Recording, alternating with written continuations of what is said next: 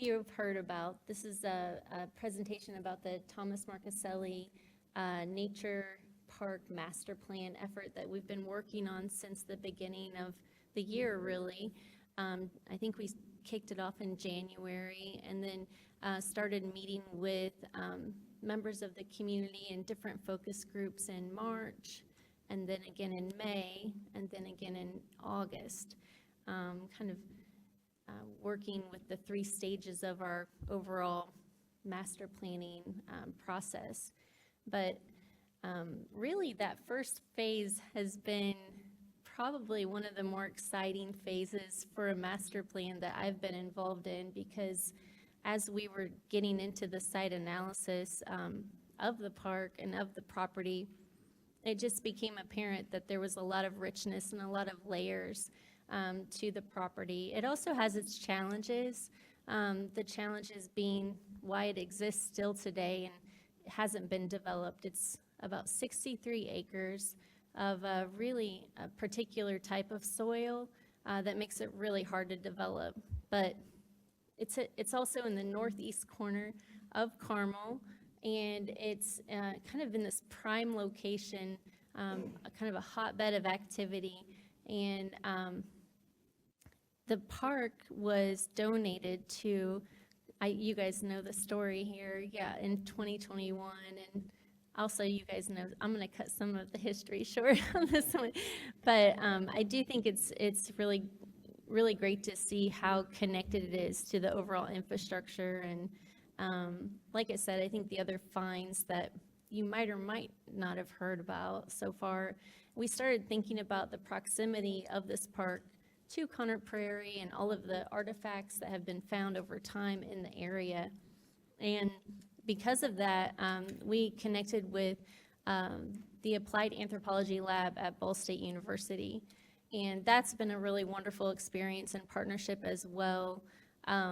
They did confirm that this likely was a very interesting place even back then. And so they said specifically it would have had different types of materials for, well, they described it as a one-stop shop. So the river corridor being one, there's a woodland adjacent, and then there's this special type of soil that has its own special materials that come from it.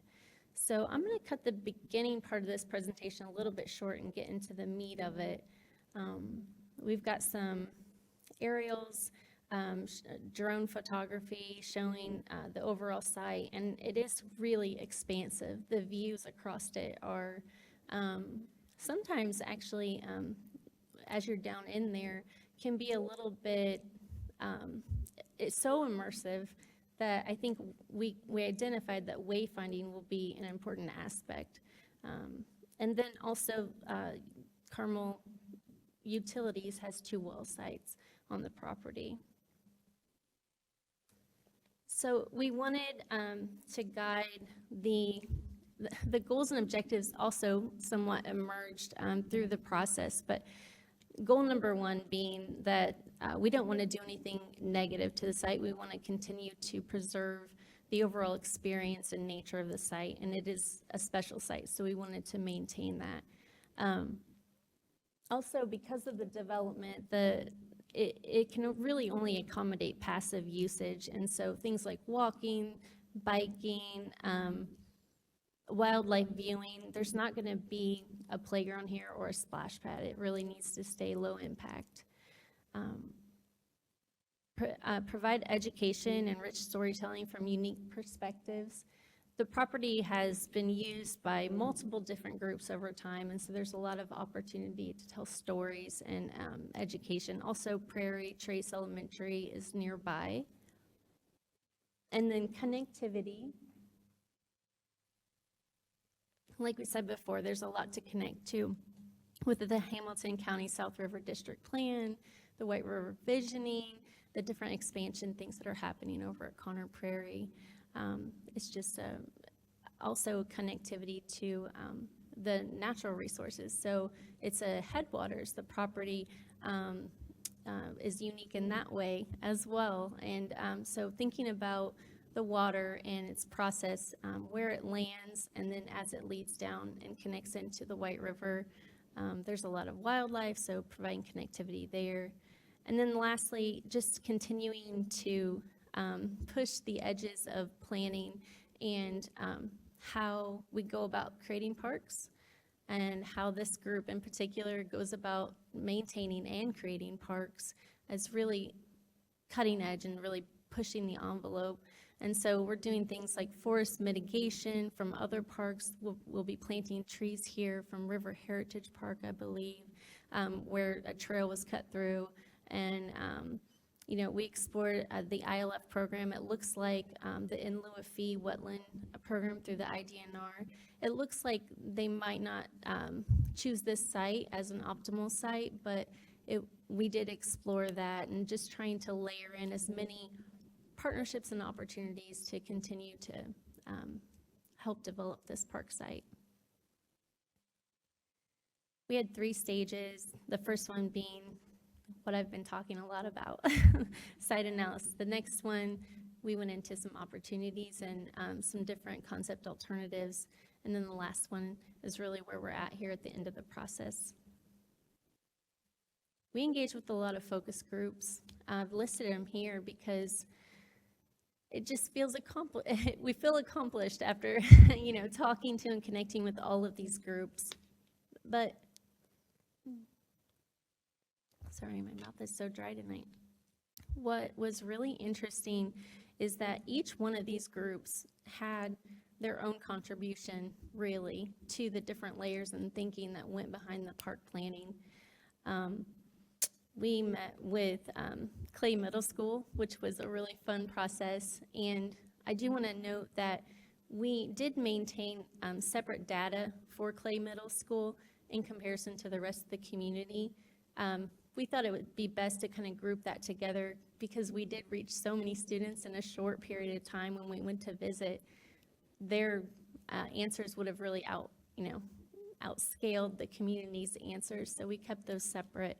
But really important feedback from them in that, hey, I think one of the ones that stuck with us the most was, it seems like you're designing a park for old people. What are you, are you gonna do some playful elements? And so we did actually respond to that, but in a very passive way.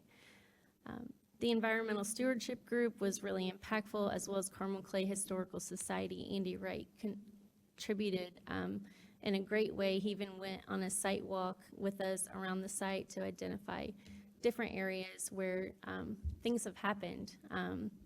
A mastodon tooth was found, in the northeast corner of our site, and River Road is the first platted road in Hamilton County and was actually Native American trail prior to that. And then he also shared some things that were kind of emerging for him as well. I think that he had found documents about the first settlers here, and George Lacey had his farm here on the site, and he's I believe he said he's the first documented settler in Hamilton County. And so that just a lot of exciting things. And I guess what occurs to us is that this was the prime real estate, this area. This is where everything kind of started. And so it does have really deep roots in many, many ways. I do want to mention one other group is the Native American Tribal Representatives. We reached out through AAL, the Applied Anthropology Lab at Ball State University. They did a send out and said, hey, any of these tribes might have had some sort of relationship with this land, and do you have any interest in kind of weighing in on this process, seeing what opportunities there might be? Overall, we heard back from 7 people, 6 representing 6 tribes. And we sort of met them at the same time periods, but a little bit delayed usually, just because they started off a little bit later in the process. So they really got to weigh in on each piece and part of that, and I'll talk more about that a little bit later. Excuse me, did they identify one particular tribe that spent the most time there or used it for hunting or more often than the others? So that story, and there's a slide in here that talks about the interpretation of the site is really starting to emerge. And what we're finding is that the more we talk, the different tribes have different experiences, different stories. You know, we have the story that we've been told over time, and we don't pretend at this point, you know, after being a little bit more educated by the Applied Anthropology Lab, that we know one way or another just yet, because I think that what's been emphasized is that we can't always trust, you know, the history, some of the history.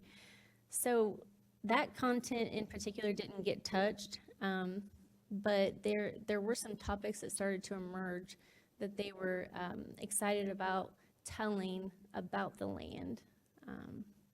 But I do think that as the project progresses, it would be really great to get a better pulse on the exact happenings that can be sort of agreed upon by the tribes, that they agree that this happened. But it's a perspective, right? I mean, it's their perspective. There was a distinction between the tribes that were here versus tribes that were kind of pushed through based on, you know, migrating or being forced, you know, out of their homeland. So the Miami tribe and the Shawnee tribe, I believe. I don't want to quote it because I'm not 100% sure, but I think 2 of the 6 were sort of more local to here. But your fellow board member might have more information. I know you've studied this quite a bit. You're correct. Oh, I am? Okay, good. Great. So we'll get more to that later. It is a really interesting aspect of this overall master plan. So there is an existing agricultural relic there from the Eli Lilly farm, which is also part of the site's history. And then there's the Carmel well utility. There's a plan, you guys probably also are aware of, to kind of create a more beautiful focal point out of. And so as we were doing the planning process, we wanted to maintain some of those long views, really dramatic views from the terraced land around. And so we thought about that, and we thought about the hydrology of the site. We studied a little bit more the soil borings of the site from the Carmel Well project. We've identified a few other areas that we'd like to get tested moving forward. And we thought a lot about 2 areas that, areas that maybe weren't as visible as we'd like them to be. So not just about maintaining views that are really great, but also what are some areas that aren't as visible, and how can we bring attention to them? Because the more eyes, the better on a public park system. I'm not going to go too deep into this because it all sort of comes out in the story, actually. We can come back to that. But we did study a bit, too, about the history and tried to get a pulse on the overall scale and time periods that we could maybe explore in the different concepts. So this gray line is representative of sort of the glacial period, the Pleistocene era, and it moves into sort of more when the native people were living here. And then here at 200, the yellow is where there's a little bit more information about, so this area I understand to be from the Hopewell tradition, the mound builder cultures, and there's not a whole lot that's known about that time period, but here we find more of the Native American tribes that we've been engaging with, and there's a little bit more history. And then here where the orange and sort of this yellow dash starts is more present time, so European settlement, and that dashed line represents the time period after the Removal Act of 1830. and the transition that happened during that time period, and sort of how long that took in comparison to sort of where we are today. And so it's just interesting to sort of see it in perspective.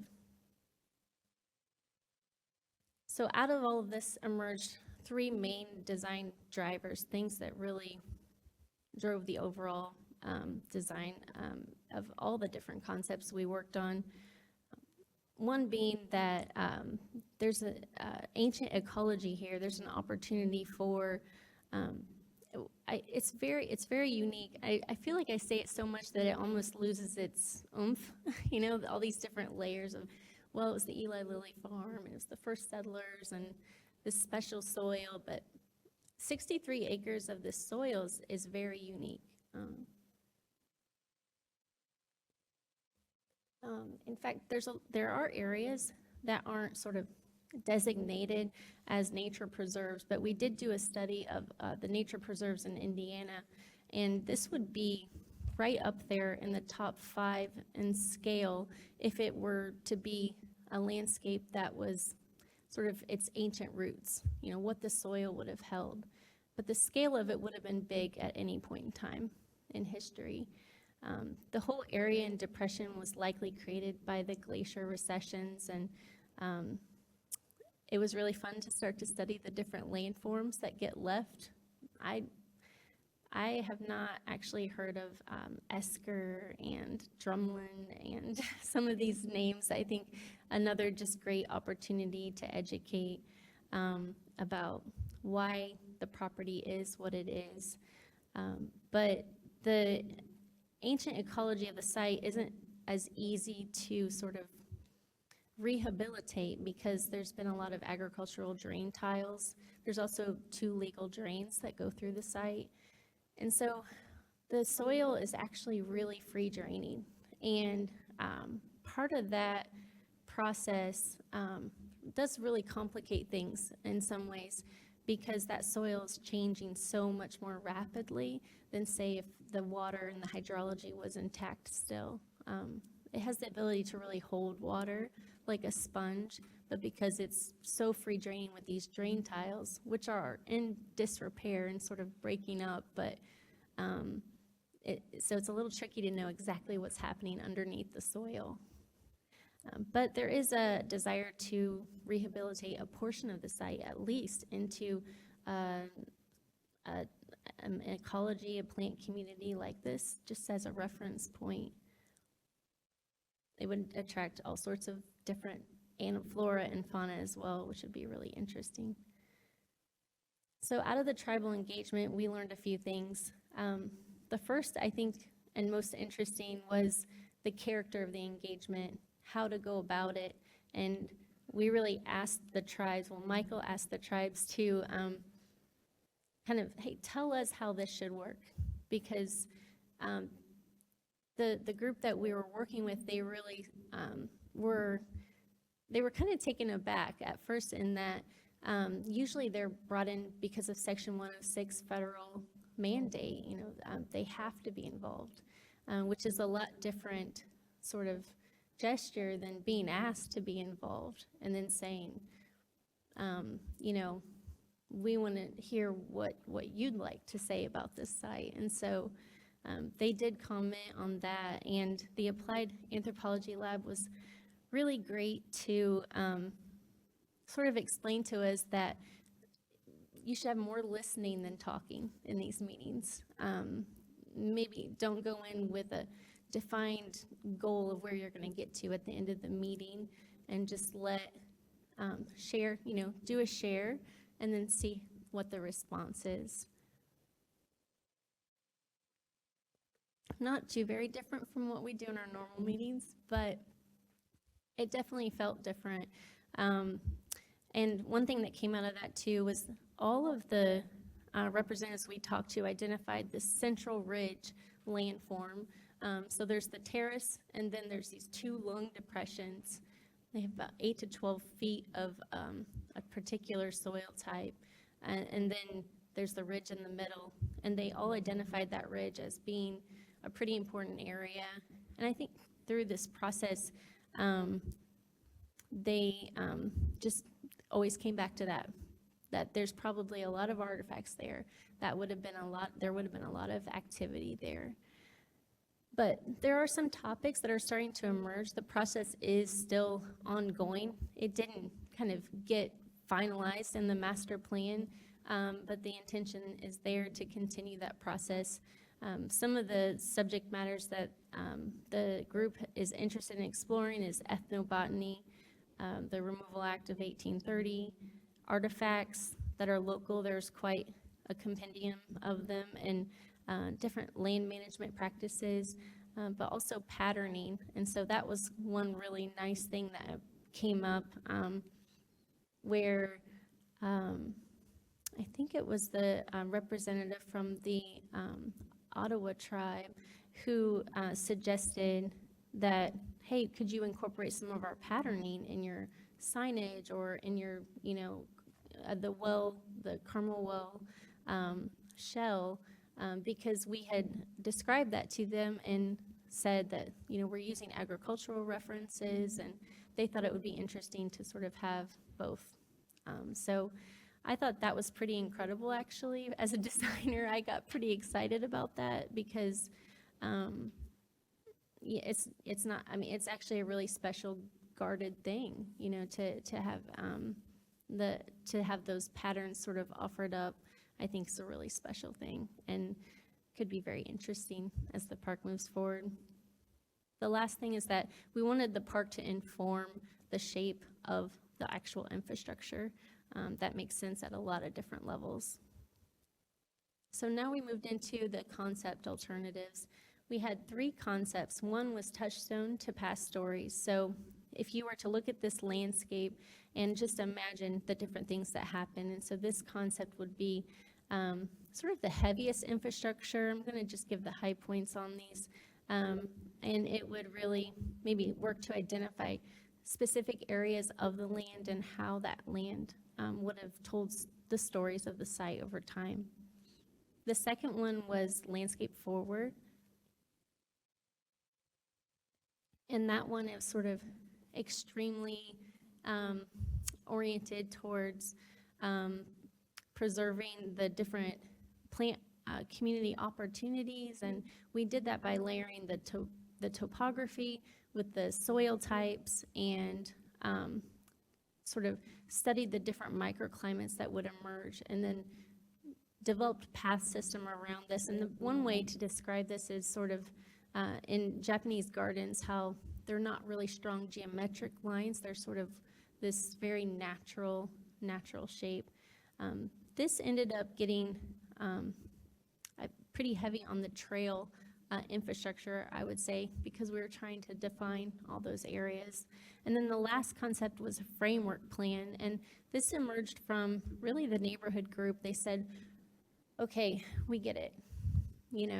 Some of the people who were not as excited about having the park develop in proximity to their property. Okay, we get it, you're gonna make a park here, but what's the lightest touch of a park that you could make, And so we actually studied that and tried to understand that, and that was actually really helpful too. It ended up not being the preferred as we got feedback. Really, the first 2 options were almost neck and neck, preferred by people for different reasons. So I'm going to roll through some of the community engagement, but it will be here for you to study in the report, and we're going to kind of offer these slides up more for you to look through. But we did ask the community to answer questions about trails and boardwalks, boardwalk hammocks, boulder outcroppings, art features, and sort of rate them. And so we were able to start to get an understanding of what was liked and what was not liked. And then from this information, we were able to develop a more refined concept about restroom locations. Parking was a big topic. Overall, the park doesn't have access to a lot of parking. And so a partnership was formed with Harvest Church, an adjacent property owner who was very open to collaborating and kind of open to continuing the conversation of a shared use parking and trailhead on their property that could be utilized by both parties. And there was even some conversation about timing and scheduling, thinking about when the church is busy, when the park might be busy. And overall, things were really aligning pretty nicely for both parties, enough so to say, yeah, we support you keeping this idea in the master plan. And we understand it's a master plan, and we're going to continue working on it. But it's been a really interesting and sort of open, the church has been really open to studying that.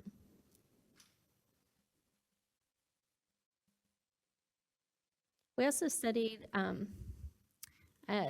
we offered up for the community to tell us, to propose something different from what we were showing. Is there something we missed?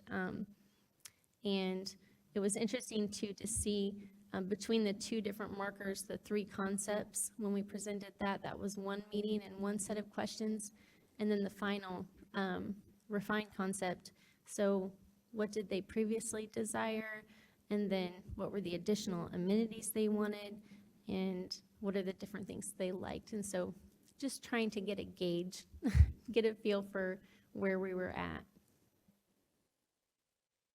Okay, so from all of this, we started to develop one of the major aspects of this park is really the trail system. And the overall grid of the urban grid sort of follows, it's where the two grids intersect, the river corridor and sort of the skewed geometries, and then also the urban grid. It's all sort of coming together here. So we tried to provide those soft lines of the river, the natural shapes, but also counterbalance it with some of the grid-like forms. And that's really to give people a sense of wayfinding. Those forms are going to stand out a lot more than these serpentine paths and will help to orient people in some ways architecturally. There's going to be a multitude of path types, and that's going to deserve a lot more study as well to find out what's the most affordable way to develop an overall trail system here. And it might be that depending on what that finding is, as that gets engineered, that the trail system needs to, reduce or swell to sort of accommodate whatever that might be. Oh, sure, yeah. Could you highlight the different types of material or path types identified there by the color? Definitely, yeah, definitely. So, excuse me. So, one path type that we thought was important to identify in this darker color was, which is this green color, is more the upper terrace. So that was more about location, and those are going to be much easier to build. Even within this transition zone from here down to here, that will be much easier to build and sort of more common practice. So we identified those as such. We're also suggesting up here, and we'll get to some imagery of this, an elevated boardwalk on this side, and that was to make it a little bit more visible and part of the urban grid up there, and the sidewalk and the commercial area. But that's a different kind of path in that it's going to be, at some points, maybe 9 feet above grade. But it also provides a really accessible path, connecting to the parking lot, future proposed parking lot. And Michael requested that there be sort of not only a accessible path, but a really nice accessible path experience designed into the park. And the other types of trails are really an extension of the existing mulch trail that is already in the previously owned HOA woodlot. So the idea being that would be kind of built upon and expanded. And then the blue is what we are identifying as most likely to be boardwalks. And then the purple we were identifying as wanting to be maybe like a gravel path. And the more we go down this road, we basically in the cost analysis figured both of those to be boardwalk, just to be on the safe side of kind of allotting, the right amount of budget for those aspects. We were finding through the Carmel Well project a pretty extensive dig out to get to a base. I think it was something like 8 feet, So, but that was actually for a vehicle, and so this, path profile would be much smaller, but still pretty extensive. So this could change, as we get more information, but it was like kind of our first pass at the different trails, trying to be low impact. The boardwalk could be metal, or it could be composite, something that the parks has used elsewhere. But one thought we had at 1.2 was anything above the flood line could be one type of material, and anything above it could be another, just to help distinguish that and call attention to it even visually in the winter time. So we've had some creative thoughts about what could be done with materials as well. Do you have any more questions about that? We layered in the storytelling districts because those two first concepts were preferred, the landscape forward and the touchstone to stories past. And the first one, the ecological history, we thought would be interesting to try to describe and inform over here. There's already the mature tree edge, and a lot of these landscapes historically would have been a clearing in the woods. And so it's kind of nice to enter on the west side and kind of come out of the woods and into maybe this restored landscape was the idea there. And then the next area identified in that central ridge area, as well as some of the depression to the east, is the indigenous history and interpretation. We did do some sketching, as the conversations evolved of, different ideas where artifacts that have been found on site could be utilized to help inform the shape of benches or, different elements. And these are all just to continue the conversation with the tribes. By no means is this sort of like suggested that it's happening, just to give an idea of ways that those ideas could start to form. And then the next area, there was a sort of this progressive land management. We found out that this type of soil is one of the best carbon reducing materials that you can have, better than trees. So it truly is a resource for the community in that it makes the air cleaner. But the longer it stays, the hydrology stays the way it is, the less capabilities it will have. But we thought that was interesting. So it's actually a resource that could be managed and worked with. But it was an agricultural land for a reason as well. There's different agricultural methods and things that you can do to work with the land. So there's a lot of education that could be done there, as well as kind of calling a difference between pre-settlement agriculture, settlement agriculture, and how much agriculture has changed. And then the last bit, it made sense to have a tie-in. There's the agricultural silo here, and then bringing in sort of, as you move east, more modern times, and then Connor Prairie's on the other side of River Road. And so kind of being able to walk the site and understand the history of the site over time. Finally get to the master plan. I told you guys to be careful. I can be a bit wordy. But it's funny because all of that said, I come back to it, and it's really a lot like, what has always been planned here is a trail system through a really wonderful natural landscape. you can start to see how that trail system starts to play out. And what I think is interesting to imagine, and because of the way we developed the trail system, is that within each of these sort of areas that start to get created, could be developed and enhanced in a way to portray a certain plant community and ecology. And so that would happen over time. And the Parks Group has sort of outlined a plan of, hey, what would we do pre-development? How would we maintain this site overall, removing invasives and moving it towards a more sustainable and healthy ecology?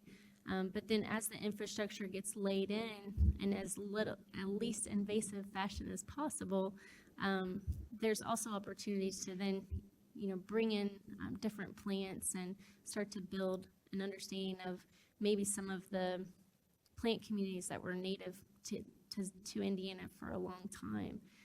So it almost becomes a little bit of it wouldn't look like it at first glance, but there would be diversity within these zones over time.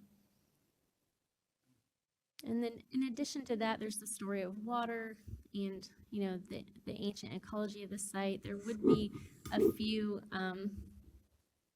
probably, I think we've identified 3 areas if the trail were to be like this, and it really does kind of, like, for instance, in this area, it kind of hugs that depression, that lung-like depression. But there's a few areas we think that it's likely that a bridge would be needed. So there will be some small pedestrian bridges only as needed. But those are kind of nice opportunities too for that wayfinding aspect. Here's the well to the north, just to orient you, and the well to the south. And then here is the historic silo. And then up here, I think this feature, the elevated boardwalk system, is an opportunity for kind of a memory spot, a place people will really remember. And it does really activate that area that was kind of, all the buildings were turned away from originally. Maybe someday this commercial development starts to embrace the park site.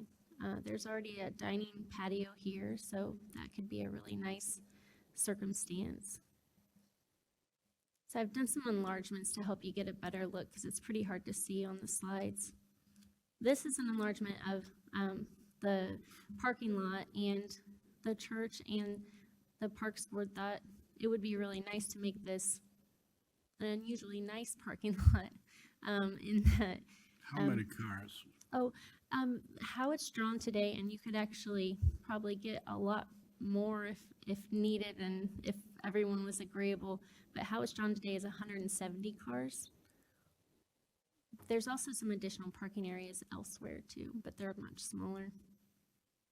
The church already holds events and different things, outdoor events, and so they talked about how they could see shutting off part of the parking, for their event, and so maybe it's sort of more of a patio that cars park on, that then whenever they close it off, not just for them, but for parks events as well, it could be kind of a dual purpose. Where's their property line identified compared to ours? This is their property line right here. The churches, and it comes, yes, and then over here, it's the parks. Right here, there's an existing mound. It is the high point of the whole site. It was actually made via construction on the church, but it still does make a great vantage point and kind of a great entry, trail view into the overall park. We laid out the parking lot utilizing the existing curb cuts that are on River Road. And this curb cut down here, I'm sorry it's a little bit off the page. It's actually only coming out of there. But this goes both ways and sort of aligns with the food farm and energy back of house entrance over on the other side of River Road. But here the church would sort of have their drop off in front door, and the parks would have their drop off in front door. Oddly, this curb cut kind of lines up with the high point of that ridge. And so there is also an opportunity to sort of make more of a boulevard entry that feels a little more ambiguous to both. So there's a lot of opportunity, but overall, we thought this was pretty representative, showing a really pedestrian-friendly, plant-friendly, possibly some elevated materials. There's also kind of the more important structure here is a restroom facility, but it would probably be extended to also house some things for the maintenance of the park, and all the different things that might be needed there. I'm trying to think. We can always come back to this, but again, we're showing some patterning.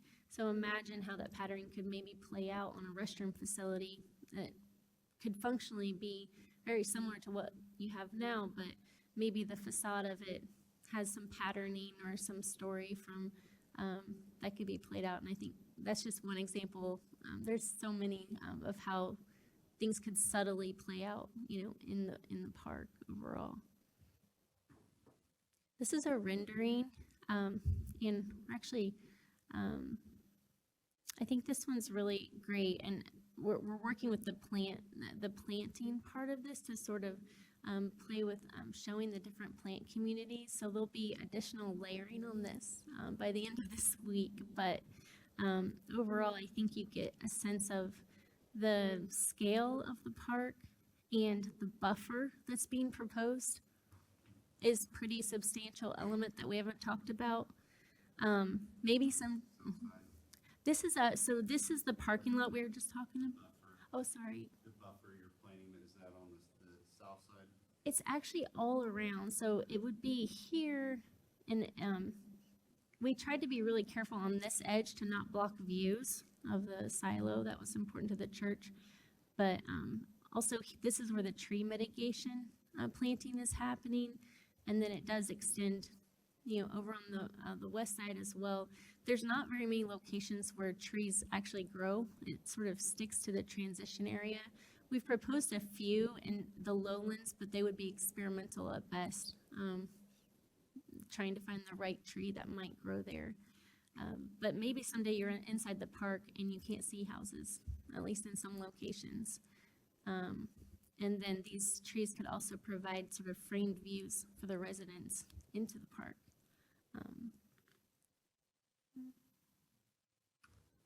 We're also showing some little elements like stepstones, and so again, trying to work some play elements into, but really kind of subtle play elements into the path system.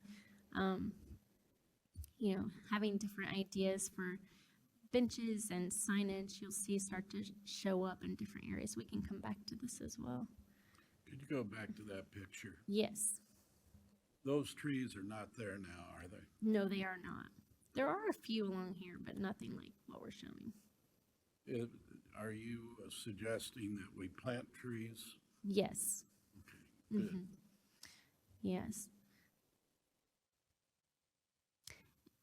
And, a lot of these areas, it's not so important, but in some areas in this portion of the park, we want to be careful to preserve those views to the silo and the church and the different important views. I'm glad to see the trees. Yeah, it would be nice to get even more trees out here. I mean, this park could be pretty hot, in the middle of the day. It might be that the park isn't used as much on the hottest part of the year in the middle of the day. It might be more morning and evenings, just because it is so expansive. But there's opportunities to create shade elements in there, but we were really careful about suggesting that because what everybody loves about the park are the views, all these big views. And so we really tried to suggest that even though this infrastructure is showing up pretty loud now because it's stark white, imagine when it has the actual materials that we're suggesting, the gravel and, the boardwalk, we want it to disappear, into the site and really preserve the views. but shade would be nice at the same time. So it'll be a nice balance to try to find. So we're jumping to the west side along Community Drive. We studied a restroom facility here and then eventually decided after much conversation that that's not a preferred location for a restroom. Visibility-wise, neighbor-wise, the feedback was that wasn't preferred. But this is already a great part of the park as it is. It's a great wooded area and has its own unique character. And so the suggestion here would just to tie in that trail system into the existing network. And then as you sort of come out, there could be some opportunities for some really small gathering, maybe moments for education, but carefully buffered from the neighbors. Michael, question. On the other side of Community Drive, is that where there's a continued development from the planned unit development south of that Primrose or that? Correct. So south of 146th Street, but west of this. So directly across the street from this particular area, there's forest. But if Casey could take her little arrow up further, a little bit further north, right in that area is where that planned unit development. But what about the woodland? What's the plan directly? The woodland across the way is common areas, so that That would those stay woods that would be way. preserved. Yeah. Okay.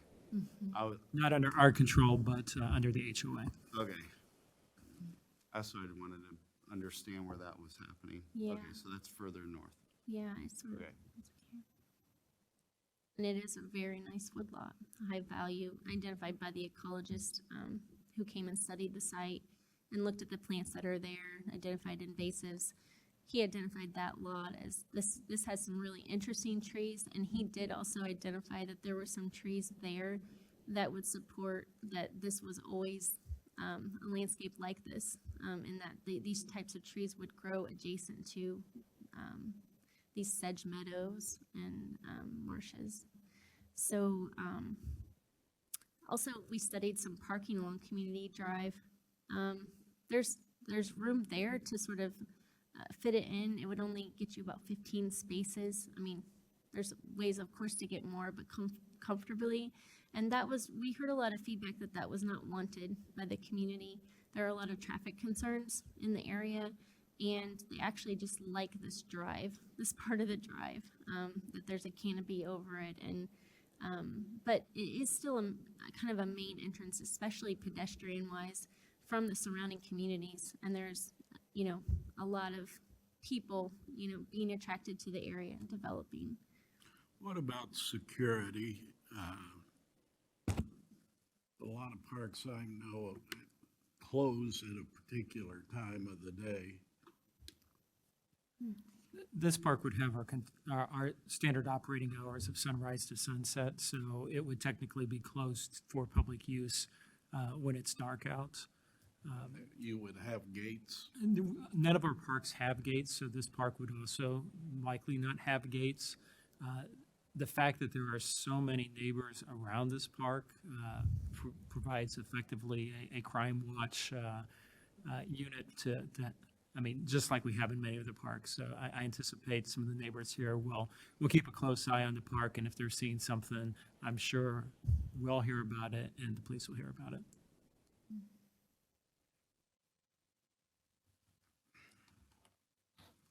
Here's some sections that start to describe the existing character of Community Drive.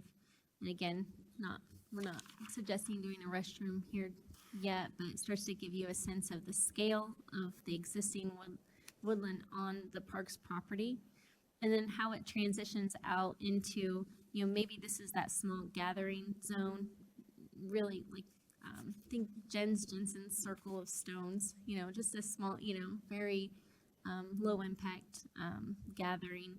And then, there was a study of shade elements, and we took those shade elements away, but we maintained these interpretive poles, which are, just an idea. This could be a lot of different things, but there could be some wayfinding elements.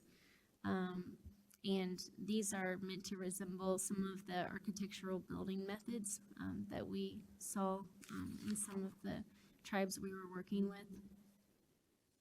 And in this too, you see that there's sort of a marked difference in materials, and that does mark where the floodplain line is.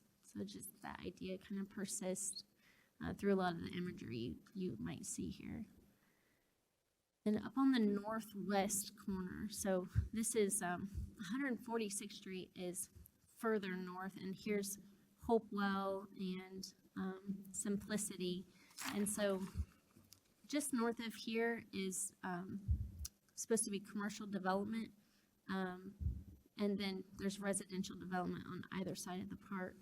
And here is the future wellhead number 25. And this wellhead is one that has an observation deck, you know, for the overall public, and will probably be a pretty big wayfinding element for the park with the observation deck. It's really not a part of this master plan. It's a separate project, but of course will be associated with it once all's said and done. There is a nice big area that is sort of at the same level, that upper terrace level of the streetscape. And this seems like a really good opportunity for a restroom facility to serve the park, and sort of how this development might happen over time. There's areas for parking here, just a few spots along the road.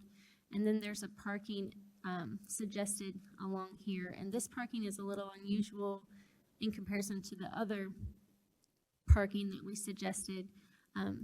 These houses, or these buildings in particular, are very focused on and very close to the edge of the park, and it felt a little strange to add parking, you know, right outside their front door. So the idea here is that you'd hit sort of a midpoint and bring the parking, you sort of descend down to a parking area that could be then buffered a little bit. And so where the cars are and with the vegetation, these houses sort of see over and have a more maintained views of the park. Also, it gets people, say mothers with toddlers, or it gets people a little closer to this lower level. I get a sense that there are some people who might only want to experience this park from the upper deck, and then there's some people who are really going to want to go down and have that immersive nature experience.